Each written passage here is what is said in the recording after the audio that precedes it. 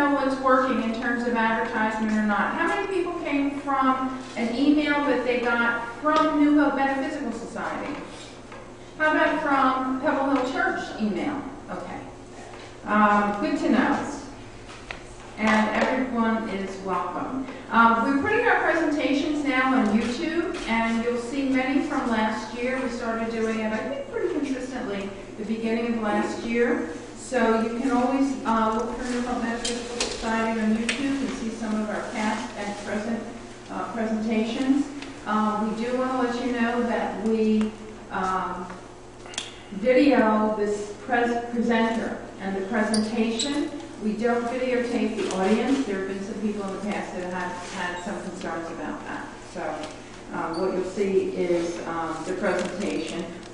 We also have a website that is spiritsvision.com. There's always information about upcoming presentations there. And we also now have a blog there. So if you have anything you'd like to contribute, if you're inclined to do that, you're welcome to do that as well. Okay, we have a networking table over here, and you'll find some information from several of our attendees who do metaphysical work and related work. And we open the mic at this point for anyone who would like to make an announcement that you think would be of interest to members of our community. Gary? Welcome, everyone. I'd like to welcome you at the Pebble Hill Church. I'm involved with the council president, and also a member of Pebble Hill. I've been participating in Pebble Hill for about 20 years.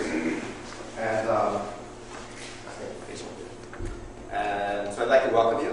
And this is our celebration space. We have celebrations here every Sunday morning at 10:30. And if you ever want to join us, you're welcome. Everybody is welcome to come and participate. Every Sunday is a different experience. We don't have a program that is established like traditional churches. We're a very much non-traditional church.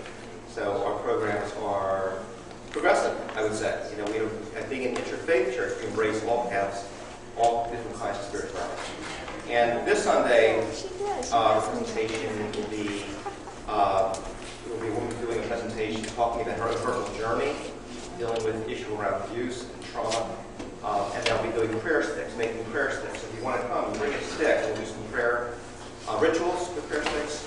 And I believe there'll be some Native American kinds of rituals as well. So come join us. Our website is www.pebblehillchurch.org. So you can go on our website and you can see all the different things that are happening. We have lots of different speakers and presenters. At the end of April, I think the last Saturday night in April, there'll be a performance by a woman named Martha Whitecamp, and she does a one-woman show. She impersonates about 12 different female celebrities. It's a wonderful performance, wonderful show. It's also a fundraiser for our Africa Fund. And we have David Young who's joining us May 17th. He plays 2 flutes simultaneously. He's quite a talented individual, and he also channels George Harrison. So there's some really interesting kinds of performers and presenters. And also, I just want to put in a word about an event that's happening Sunday afternoon at 2 o'clock at Summit Presbyterian Church. There's a group called the Peace Weavers. And the Peace Weavers are going to be sponsoring a caravan, a healing caravan for teens. They travel across the country and to visit various Native American reservations. And so there'll be a dance called a journey dance at Summit Presbyterian Church. And if you want to experience that, it'll be a fundraiser. They are asking for $30, and it's also a silent auction, and it'll be a really wonderful experience. So if you want to hear more about that, there are a few folks here that are part of the Peace Weavers. Who here is part of the Peace Weavers? Got a few folks back there. Jean and Merrill. And I think Carol. Oh, yeah, also Peace Weavers. So the Peace Weavers we actually gave last year, a year ago, August, we gave the Peace Award, the Pebble Hill Church Peace Award to David Troy, who is one of the co-founders of the Peace Weavers, for all the work that she does with bringing peace into her circles. So, if you want to support them, feel free to ask us any questions. I think that's it for me. Thank you. Thanks so much. Thanks, Mary. Thank you, Gary. Anybody else have an announcement? No? Okay. The other thing that I wanted to tell you is that upcoming programs in April, we have author and medium Karen Lucan is coming. If you want to check her out, she's at healingspiritwithlove.com. In May, Savannah is coming back, who's a popular presenter here. Some of you know her from the area. And she's going to incorporate sacred geometry into her presentation. So that should be very interesting. And then in June, Frank Ravenwolf-Henninger is coming. And he's going to be talking to us about the origins of the Native American flute. He's going to bring flutes and drums and didgeridoos. And if you have those instruments, we invite you to bring them with you, and we'll make some music. So that's in June. So, let's see. Before we introduce our speaker, I want to tell you also, you got, when you came in, a program for this evening and a feedback questionnaire, which we always like for you to fill out so that you give us some suggestions about what we're doing well. Any constructive criticism is always welcome, and as I said before, suggestions for future programs. And for those of you who turn them in at the end of the evening, if you will write your name on the back of one, when you turn them in, we'll give you what we call an energy exchange unit. These are each worth $5. And what we'll do is have you write your name on the back of them, we'll collect them, and then we'll pull one, and whoever is the winner of that raffle will have $5 off an admission in the future. So we have a lot of pens that were donated by the Soul Illusions in Newtown. So feel free to turn this in at the end. I will give you an exchange. You can write your name on it, give it back to me, and then you can do the pen. Okay, so I think we're ready for our presentation. Just to tell you what's going to come up, we're going to do half the presentation. Once we introduce and turn the program over to our speaker, we'll go until around 8:30 or so when there's some sort of a natural break. We'll break for 10-15 minutes to socialize and have refreshments, and then we'll come back and we'll finish up around 9:30 or so. We're pretty flexible with that. So I will introduce Amy is our Director of the Health Benefits Society. She'll introduce our speaker. Again, welcome to our first meeting of the year. I'm very excited to see all of you here and to participate in this wonderful program that's coming up this evening. This evening we'll be featuring Lady Haight-Ashton, who is a sacred dancer, spiritual teacher, choreographer, many, many things, writer, teacher, and high priestess, no less. And she's going to offer a program this evening on celebrating the rites of spring and celebrating the season, the spring season and the equinox. And her background is such that she's been professionally trained as a ballerina, choreographer, and founder of the Undines dance company. She is a member of the Sacred Dance Guild and teaches healing dance and sacred dance classes in New York City. She's also an ordained priestess within the Fellowship of Isis. And I guess she'll explain that a little bit more when she gets up here. Sounds very interesting. She's been given the honorary, term Adepthood, is that it? Adept in sacred healing dance. In addition, Lady is an ordained clergy in the Church of Spiritual Humanism and professional psychic and medium. So you can find her as Isis Rose on the Psychic Power Network, where she is one of their top 10 psychics and mediums. And Lady has told me that she's going to talk about Ostara, which is the name that we give to this holiday from its Celtic origins. And so that's going to be very interesting to talk about the history and mythology of spring, the rites of spring, the spring equinox, and how dance and ritual are all part of this great history that we have of celebration of the seasons. So without further ado, let us welcome now Lady Haight-Ashton.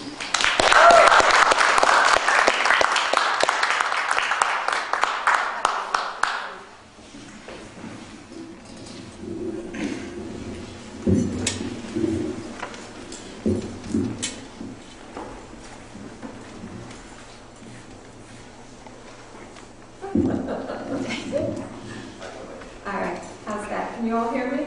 I have a very low voice, so they thought a microphone would really help. Anyway, I would like to welcome all of you and thank you all for letting me come and share so many things that I have to share with you. I'm going to sort of take sacred dance and sort of weave it into the holidays that we, as I'm a witch, that we celebrate. And some people call it Wicca, I call it witchcraft, whatever. The earth is in perpetual dance, always. And we celebrate seasons. Now, I am a writer, and so there are some passages that I want to read that I think are very potent and would really give you a feeling of how the seasons integrate into what I would consider sacred movement. The sun dances across the sky daily, teasing us with its prowess as it weaves in and out of the celestial clouds. The moon in her processional nightly march entrances us with her graceful presence. The river dances, its undulating movements changing through time. The stars in their nightly minuet are a glimpse through the celestial looking glass. Flowers bloom and the earth begins to grow in abundance. It is Mother Nature and her goddess persona choreographing this dance. With the Rites of Spring, this is a holiday we just experienced, which is spring equinox, which is also Ostara. That is when Persephone returns to the earth and sways in her rhythmic dance of awakening, because that is what the Rites of Spring are. Everything begins to bloom, and if you think of sacred dance and the movement of the earth, just think of flowers blooming. That is a dance unto itself. And I have a little bit of information on Ostara for you. And I have this as a handout that I will put out later. Winter is harsh. Everything begins to fade, and the earth begins to wake. Freezing slumber ends, and it's a time to rejoice in life.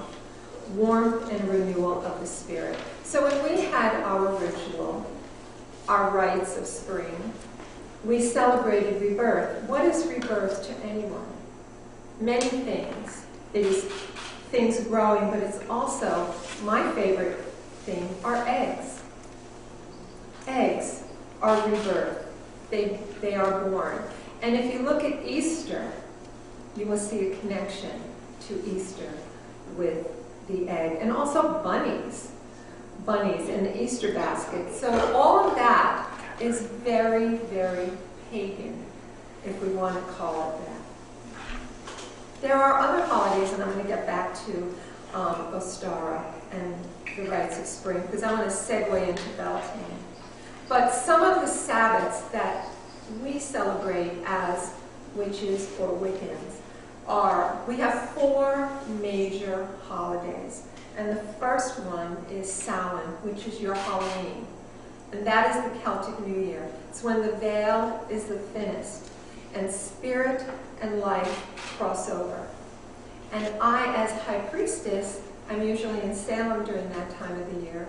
And when the weather's nice, because this past year we had to cancel it, when the weather is nice, I am on the hill, Gallows Hill, celebrating, and I represent the veil between the worlds. So it's a celebration of ending and beginning. So once again, it's that rebirth. It kind of segues through. During that ritual, I usually dance. And it becomes a sacred circle dance all around, so that we incorporate all the people that come. They feel the energy of the new season. The next holiday, large holiday, is Candlemas Imbolc, February 1st. And that is the beginning of the light coming back. It's usually a holiday of light. I don't know if any of you are Catholic, but on February 1st, I used to be a Catholic, there was blessing of the throats, if you know of that, with the candles. How coincidental. You have the pagan holiday, Celtic, and you have Candlemas, and you have whatever the candle ritual is at church. Then you have Beltane, which is May 1st. That is sacred dance time like you can't even imagine, because you have the maypole. And if any of you remember May Day celebrations and the crowning, usually there's somebody wearing a wreath of flowers and a crown. If you grew up in any Christian, there's a crowning of the Blessed Mary.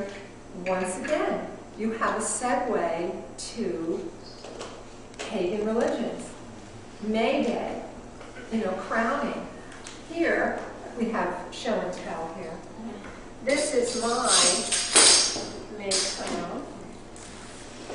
Get it out. Because traditionally with us, we don't just dance around a maypole. We make wreaths. Traditionally, once again, circle. And this is my May wreath. And you're more than welcome later to touch it, or it's quite lovely. I have many. But women traditionally wore flowers around. And why would they wear them? Because it's harvest. I mean, it's the beginning. It's not really the harvest yet, but you're planting and things are growing and flowers are growing. And you're honoring the earth. You're honoring the seasons. You're honoring the beauty of what's around you. And so wreaths of flowers. And Beltane is a continuation of the rites of spring. Okay? It's when everything blossoms and you have this maypole, which is very phallic. And Beltane, in the days of old, gods and goddesses were worshipped. You're channelers, some of you channel. People of old believed that they had to channel gods and goddesses during that time of the year. And that night, they went out into the fields, commingled, and fertilized the crops. They truly believed that the union of male and female is what was needed, and that would ensure wonderful crops. But any baby born of that union was very revered. And oftentimes, these were the children that joined the temple. Okay? That is the segue there. These were the children that went into the priesthood or priestesshood, because they were considered very special. They were Beltane babies. And once again, you have this wonderful sacred dance circle where you dance around the maypole in this very wonderful way. The next holiday is Lammas, August 1st. That is the beginning of the harvest. So things start changing. You start losing the goddess energy and you start moving into the god energy. Lesser holidays are winter solstice and the one we've started to talk about, spring equinox. And that begins the rites of spring again. Summer solstice and then autumn equinox.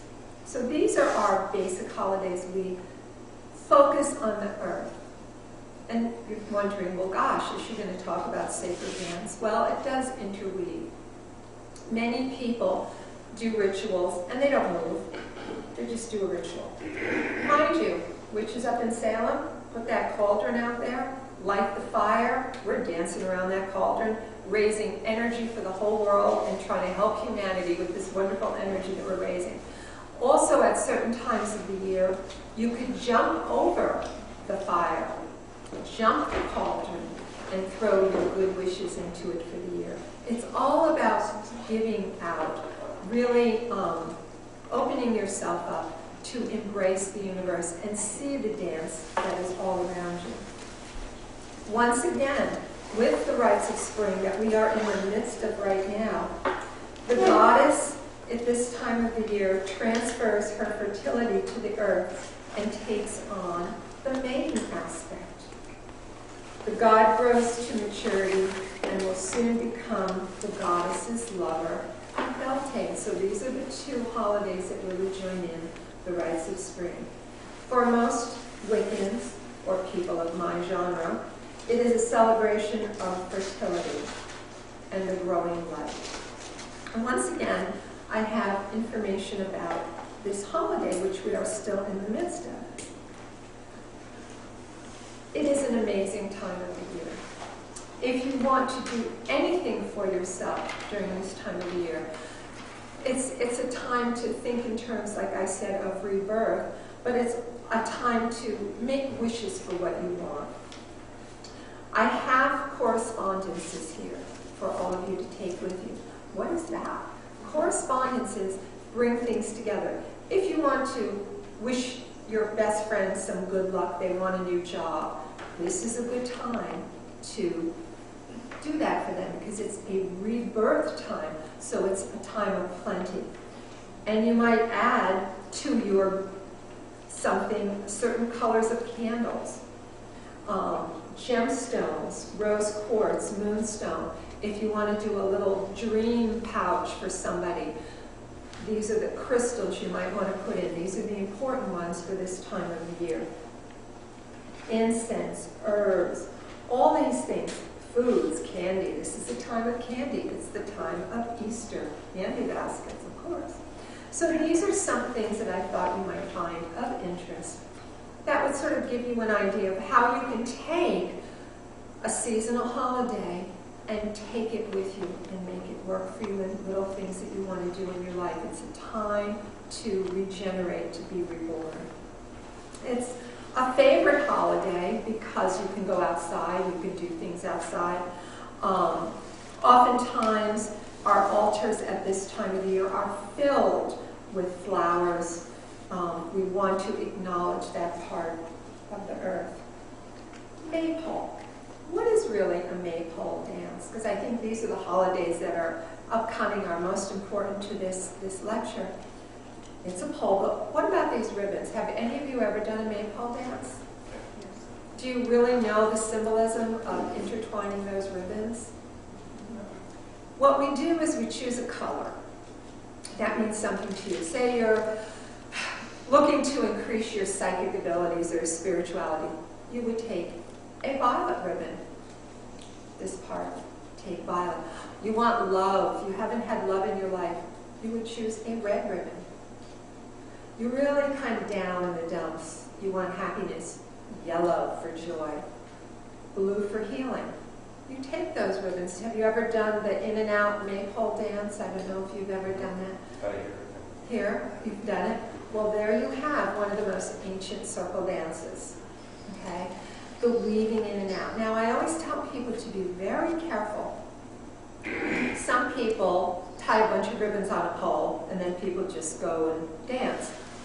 Myself, you choose your color, you tie it to the pole. When it's your turn, when everybody's going to dance, you take your ribbon. Because that's the time of the year you don't want to take someone else's ribbon. Because then you never know what's going to happen. People who you never thought would get along are suddenly getting along very well. The intertwining is very, very interesting. And what we do is we intertwine the ribbons and then tie them all off. That's the way. And you keep that pole. You keep it for a whole year, and then you add ribbons to it until it becomes very, very, very thick, and then you burn it. But you can have that pole for a number of years. You keep the ribbons, you tie them all off very, very carefully, and never, ever leave any pieces dangling, because that's someone's energy. And you don't want energy dangling.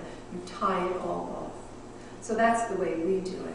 We never take a pole that anybody makes. It's always something that has fallen and that is in a forest that's just been laying there or whatever. In the old ancestral days, when they did a maypole, they wanted to get, we're going to start talking about temple and sacred dance now. You want to get people to come out and dance this maypole and get energized. So what used to happen in many cultures is high priests and high priestesses, temple workers, would go out into the woods around the field with sistrums and drums and bells and all kinds of very loud things. And they would go out and they would go in the four directions. Okay? And they would come out and they would be banging and yelling and screaming and jumping around and get everybody excited and everybody energized. And they would come and dance an amazing maypole and raise a huge amount of energy to propagate those crops and make their crops grow. And the more energy you raised and the more you did, the better your harvest was. So once again, we still celebrate May Day, and that's, I remember when I was a little girl years ago in Russia, you would hear that they had these May Day parades where they paraded all their might, all their weapons and things, but you think about it and you think, it's very different, but what is it? You're showing your worth. You're showing what you could do for the crops. Well, they were interpreting it different with their might, but it's still that feeling of having things grow and all that. So we have May Day, and we have all this energy, all these things that people did in the old days, all of our ancestors. And here we have these Beltane babies that are born, and they're now going into the temple and becoming sometimes high priests or high priestesses. Then we have the mark. We have this wonderful energy of people going into the temple. Okay?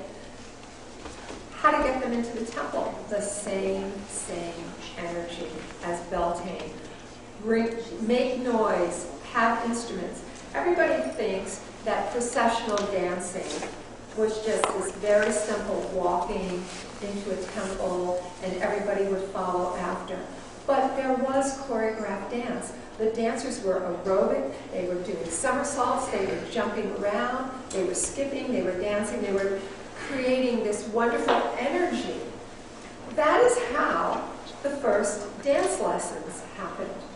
In Greek culture, in Greece, everybody wanted to be part of these wonderful processions. It was like the cool thing. How do you get people interested?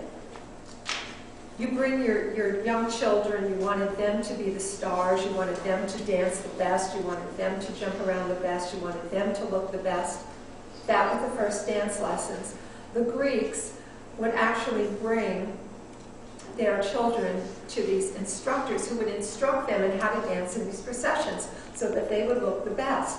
And that, to me, when I did my research, was the very beginning of the first dance lessons, so that these children, teenagers, whatever, would look the best. They wouldn't look like idiots walking into the temple, that they were able to dance, and that was choreographed dance. The priestesses did very simple steps, but they did offerings to people. Sometimes they walked. I'm going to sort of step away. Sometimes they would walk into the temple and they would have flower petals in their hands, and they would distribute them to the crowds, or maybe other things. And they would just be walking very simply, but dropping things through their fingertips to people, giving people energy, giving people something, stimulate that interest to the temple. Many temple dances and many ancient dances were circle dances like the maypole. Take the pole away and just do circle dances because it was warming and welcoming. Everybody could face each other, everybody could look at each other, and everybody could join this community, holding hands or looking at each other. And that was so important because it was all about community. Everybody had to work together. Everybody was honoring nature around them. Another way, and this is a lot of ancient dance, what they mimicked the animals, they mimicked the stars, they kind of followed the movements, and that was also the beginning of dance. And you will see that set away. When you look at modern dance, look at some of the steps, and look at some of the way dancers dance. You can almost see sometimes that their arms are in the air, they're sort of falling stars or reaching out for what's above them. All of these things, this is all how dance became. Ballet, I think, a little different, a different formality, but yet ballerinas reach up. Modern dance is more down. But it's still as above, so below. So, I would like to read As I said, I'm a writer. And I've written many books and I've written many articles. This I think is very potent for what we're talking about here. What is sacred dance? We talked about all these magical holidays and I'm going all over, but it all segues into what I really want to portray with people is how to bring dance into your life, how to bring movement into your life, and how to bring dance into ritual. Because dance is ritual. If you don't do any kind of rituals, but you get up in the morning and you might meditate, why not think of meditating with a little soft music and a little movement? Because you ground yourself and you reach out for something very different within your inner soul. Movement like that really connects you, because I think we're so blocked. We don't reach out. We're afraid to move, like, oh my goodness, I can't dance, I can't move, so we block. But we can, and so you reach out and you try these things. Trying things are good. So, this was an article I wrote for the Mirror of Isis. It is a Fellowship of Isis publication, and the article is entitled Sacred Dance. So I just think it fits what we're talking about today. We are all dancers in our hearts, every one of us. Our bodies feel rhythms to which most of us will move our heads, others will tap our feet, while some of us release our inhibitions and let our bodies move in rhythmic expression. Dance gives us a creative connection to our inner spirit. It is liberating to our souls and healing to our minds and body. This is a quote from Isadora Duncan. I don't know if you know Isadora Duncan. She was an amazing dancer. The dancer's body is simply the luminous manifestation of the soul. And before the end of this day, you will all experience sacred dance and all in your hearts become sacred dancers. Throughout the ages, our ancestors from every culture incorporated dance into their rituals of celebration and dedication to their goddesses and gods.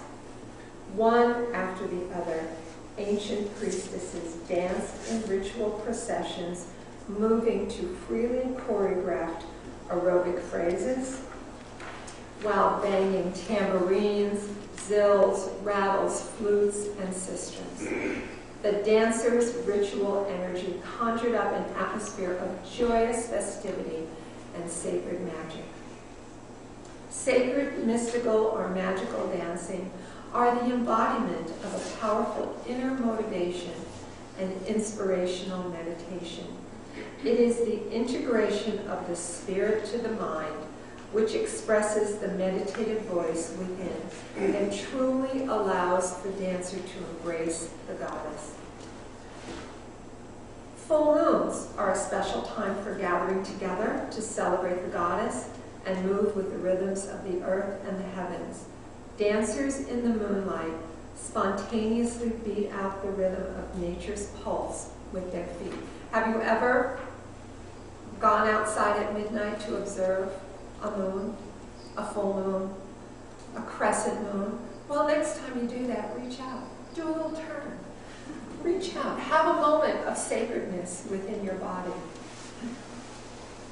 In ancient times, sacred moon trees were called asharas.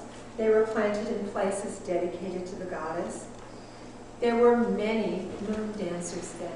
Women who went out and danced under the moon. And men. It's not all about women. I know many, many men who dance wonderful circle dances. Dancing under the full moon allows one to connect with their body and spirit in sacred space, where one moves from the inside out to nurture one's soul. Wherever a dancer stands, that is sacred space. Wherever a dancer dances, that is individual ritual. Ritual is everywhere, and it isn't just gathering with a bunch of people to do something.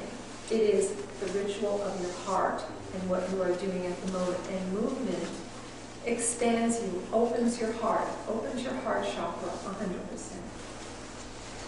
Each full moon for thousands of years, goddess folk once gathered to celebrate the passage of yet another moon cycle. Let us all rejoice in the spirit of the goddess and carry on this tradition of dancing under the full moon as our ancestors once did. As a longtime member of the Sacred Dance Guild, I ascribe so perfectly to their mission, which promotes sacred dance as prayer and as a means of spiritual growth, connection to the divine, and integration of mind, body, and spirit. Wherever I go, I share the joys of sacred dance. This workshop and all that we're going to achieve today, I would like to, it's sort of a memorial that I feel like I'm doing to someone very special. Her name was Lady Olivia Robertson. She was the co-founder of the Fellowship of Isis, of which I'm an ordained high priestess. If you know anything about goddesses, I am a high priestess of Lilith, of Sept, and of Hecate. These are goddesses, and I'm all three. I'm also a priestess of Isis. But Lady Olivia was 96 when she passed away this past November, and she danced with me all the time. She came from Ireland, and we visited, and she loved sacred dance and loved every aspect of it. Oftentimes, I dance in a Grecian tunic or chiffon. Not today because I'm sitting here talking also, but oftentimes I did, and there was a time a couple of years before she passed away that I gave her a tunic, and she danced in her 90s, flitting around, copying the way I had my feet. So this, I'm kind of honoring her today, because if she was here, she would be sitting right there, and she'd be all excited and can't wait to get up and move. So you see how sacred dance segues into our lives. That any movement, looking at a bird fly and just feeling that freedom really opens one up. And I think that we can all embrace it. Circles, if you ever have a ritual here or a celebration, you can gather in a circle, hold hands, and move just around in a circle. Have you ever done a spiral dance here?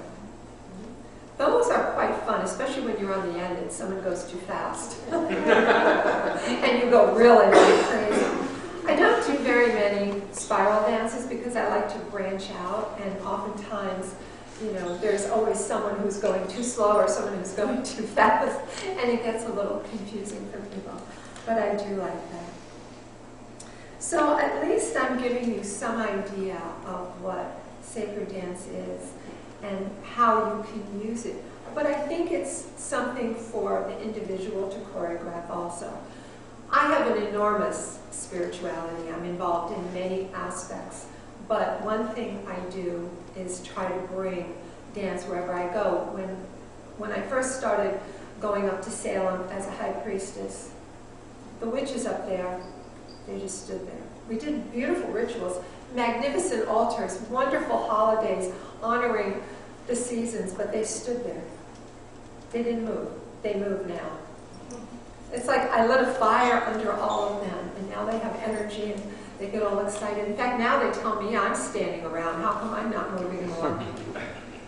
So it's something, I feel that I wish I could do it more. I have Sacred Moon Coven, which is in New Hope, Pennsylvania, and Sacred Moon has been around since the 1990s. So we're an old coven, and in fact, I have one of my high priests is here, and another priest is here today.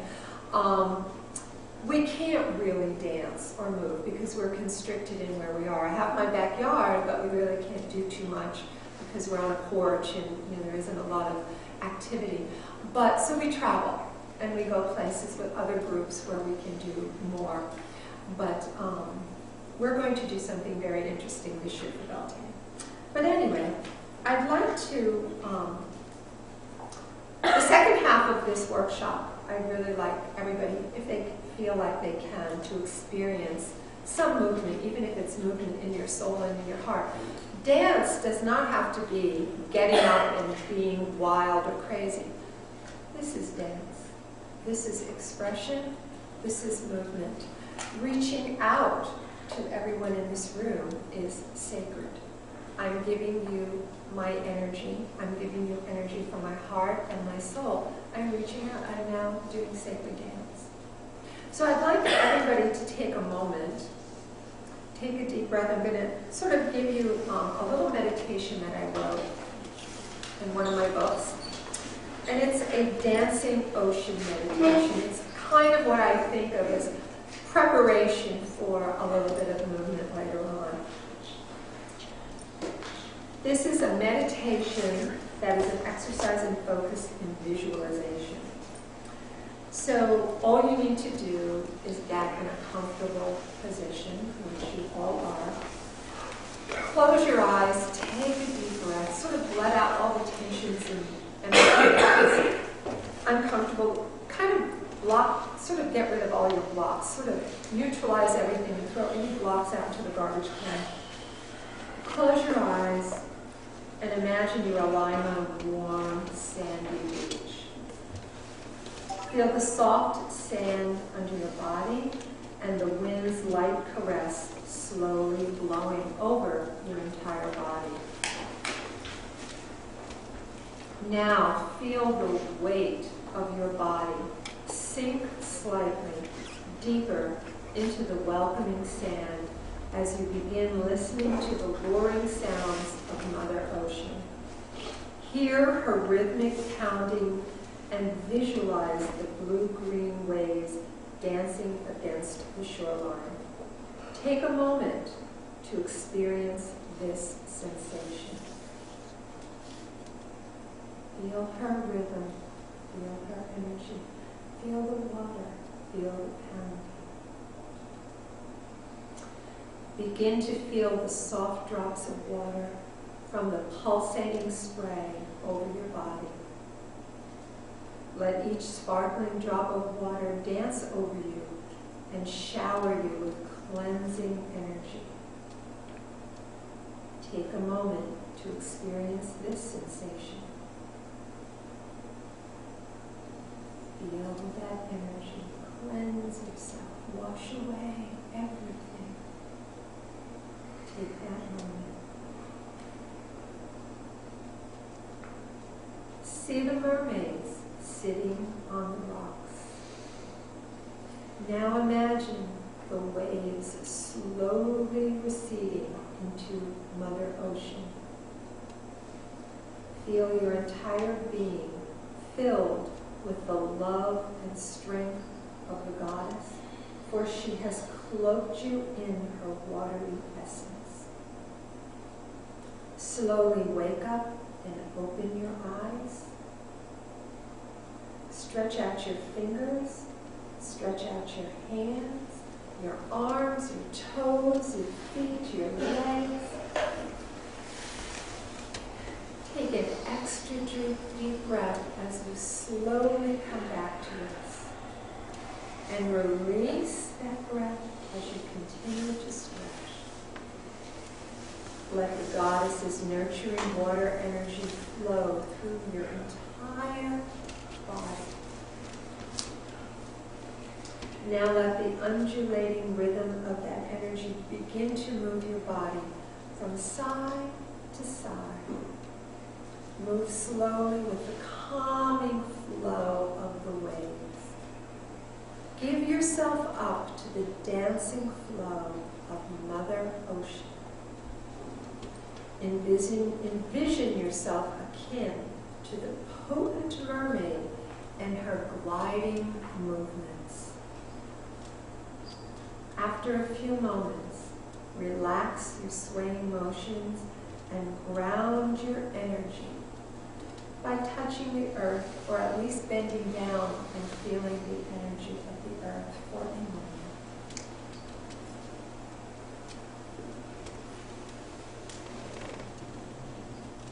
Now you can enjoy the special mermaid energy that has left you refreshed. And as we all come back, when I call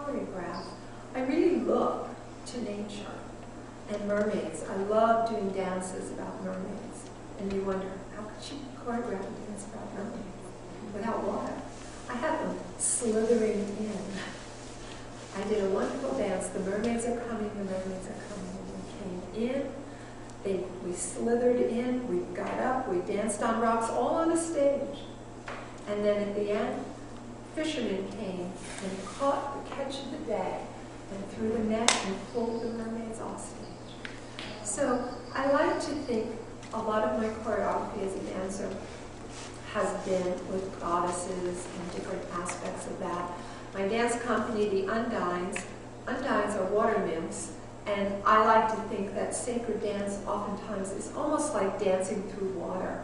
You know, you allow the waves, just the feeling of the waves to move your body, and that's in itself a ritual. All the dancing that we did was always a ritual in movement. So I've given you a little energy, a little information about the holidays. Realistically, if I covered everything on the list, I'd be here till December. But there's so much, and I feel like I'm involved in a lot. I am, as was said, a high priestess, so my main focus is my coven and the Iseum, but I am a sacred dancer. And within the Fellowship of Isis, Amy mentioned, I have what's known as an Adepthood. It is graduating to a certain point and being recognized for something that you do. And I do sacred healing dance, so I heal through dance. I feel like movement is healing. And like I said, movement is anything and everything that you want it to be. Just look around you and enjoy the choreography of the earth around you. So I finished exactly when you told me to the second. Do you want to open up for questions? Yes, I would love that. I want to leave always extra time for that, yes. As far as the maypole you were speaking about, it doesn't necessarily have to be. Does it have to consist of any particular type of wood or material? No. And the ribbons themselves, should they be silk? Should they be chiffon? No, it doesn't matter. It's Paper about the flag? color. It's It's about the color. color. And usually, I think something like 30 feet of a ribbon. So you have plenty to crisscross and go around. And you know. Is the length significant? 30 feet? Not necessarily, because some people can have a very large maypole and some have smaller. I think we've always looked for something that has fallen outside in someone's yard. We never take anything. You know, if we see a pole, sometimes people save one. Would it necessarily have to be natural wood? Could it be plastic? It wouldn't be good as plastic. You gotta have you want energy. It's about the earth, so you want wood. I see. Yeah. Yes. I grew up in Southern Germany where it was very common to have maypoles. Of course, Europeans still do all of those things, all of those wonderful things. Usually they grow fresh birches this time of year. So you would see, and they were just starting to bud. Yeah. So it was very much a Yeah. connection to life. Yes, to rebirth. And don't you do the May Day fires too? Fires on the hill, people burn those, and you know, we have cauldrons we sometimes write on a piece of paper wishes and dreams and put them in there for the coming season. It's funny you mention that because my family in Ireland, a certain night during the year, I think it's June or August, swear to that, where they had these bonfires all over the country. Yeah, it's kind of as soon as you hit spring and summer, depending on the time of year. And I asked the neighbors, what's the genesis? And they said, we don't know, we just always done this. It's all very pagan. It goes back to the ancestors. You know, different religions came and basically the same holidays that I talked about fall into line. You know, winter solstice is Christmas. I mean, you know, they're so intertwined. You know, they really didn't change anything. They just sort of segued over, you know, sort of plowed over it. There must be more questions. I can't believe there are. Must be something someone wants to know. Yes. Well, I'm wanting to get a better sense of how you're using the word ritual and what ritual can actually encompass. Because you pointed to some possibilities simply in a personal space, Yes. movement as being ritual. I'll give you some examples. There was a time when I had to go to New York, and I worked in New York. I was a dance teacher for many years, and I had to take a bus to New York City. And I would be leaving at like 6 10 in the morning. I live in New Hope, Pennsylvania. I would walk across the bridge, the Delaware, to Lambertville, New Jersey. And I wrote an article about that as ritual for me, because I would walk in darkness, cold winter, whatever, and it was silent, and I would just hear my footsteps and the ducks. I would wake up a duck, I would see a swan, and that was ritual. I was experiencing, some might call it a meditation of sorts, I call it ritual. That was my personal ritual in the morning, and it empowered me. So by the time I got to the end of this bridge, and I had to face reality again and get on a bus, I felt very grounded, and I had this moment of ritual, or as you would say, meditation. So it's anything and everything. You know, I get up in the morning, I go before my little altar, I look at Isis, and I have a moment of ritual and meditation. And sometimes, being the person I am, I have a little bit of space. I might move or dance a little bit, and that is my personal ritual. So ritual is anything that gives you a moment of empowerment or connects you to the earth in some way. So you can be creative. See, I think in terms of creativity, like how can you create? Like don't just think if you buy a book, well, this is what ritual is supposed to be. You know, I have an altar and I'm doing, you know, such and such or whatever. It's so many things. This is ritual. Because I'm sharing with you, we're sharing spirituality, we're conversing. So in a way, we're having a ritual moment. It's broader than just, you know, it's almost like expanding yourself, and that's what sacred dance is. It's opening yourself up. You don't have to have a dancer's body. You don't have to be anything. You could just feel the spirit in your soul of movement, and that becomes sacred dance. Did that help? Oh, there's got to be more. Yes. Is Isis... You're in writing. You're good. Is Isis an Egyptian? Oh, yes. She is the goddess of 10,000 names. Is it the one with the head of an animal? Well, no. She doesn't. She had basically, she was the Egyptian throne goddess, and she eventually took on a lot of other goddesses. The horns and discs originally from the goddess Hathor, and it was her headdress. It was also the headdress of, if you see like the old Cleopatra movies, like Liz Taylor, it was the queen's headdress too. So, you know, she never really had an animal head. She was brought to basically Greece and Rome, and she became throughout the Roman Empire equated with every other female divinity. And some writers, like Lucretius, who weren't particularly religious, they were Roman writers on physics, they said Isis is the female principle of nature. So it sort of started with this one thing that sort of moved throughout, and a lot of basically it's quite proven a lot of the devotion to the Blessed Virgin came at the end of the Roman Empire when they needed a female figure, and they attributed a lot. If you were getting a Catholic, the names in the Catholic litany, the Roman litany, if you say, a lot of those are actually epithets of Isis and Diana or so. So it was transferred as, you know, while she's now the divinity, into, you know, the devotion to the Blessed Virgin. So it was it wasn't just something with an animal head, it's a very continuing. Yes, it's the continuing horns. thing, yeah. The crescent moon. If you look at old religious statues of the Blessed Mary, you'll see her she'll be standing on the world, and sometimes a crescent moon, and that's the connection to Isis. So, you know, it's like things just pass you down. But she's a goddess of 10,000 names, and like Richard said, all of them came from her. So myself, being a priestess of Sept is also an Egyptian goddess, stemming from her. And so, you know, she is the mother goddess, you know. And really, I think that it's debatable, but I've read that there were temples of Isis in existence until World War II. Now, I can't prove that, but I have read that. I certainly haven't traveled the world to see them, you know, myself, but, you know, and the Fellowship of Isis is an organization, it's international, of like-minded people who honor Isis. And you don't have to go and become an ordained priestess like myself. You can just be a member. You can go online and be a member. I chose a different route, but, you know. And on our altars, we have Isis.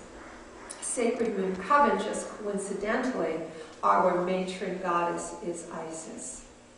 But the Iseum of the Graceful Goddess, which is under the fellowship of Isis, our matron goddess, is Sept, because her, as a dancer, the statues that you see for Sept, her arms are always out, so I always feel that she's ready to go and dance me somewhere.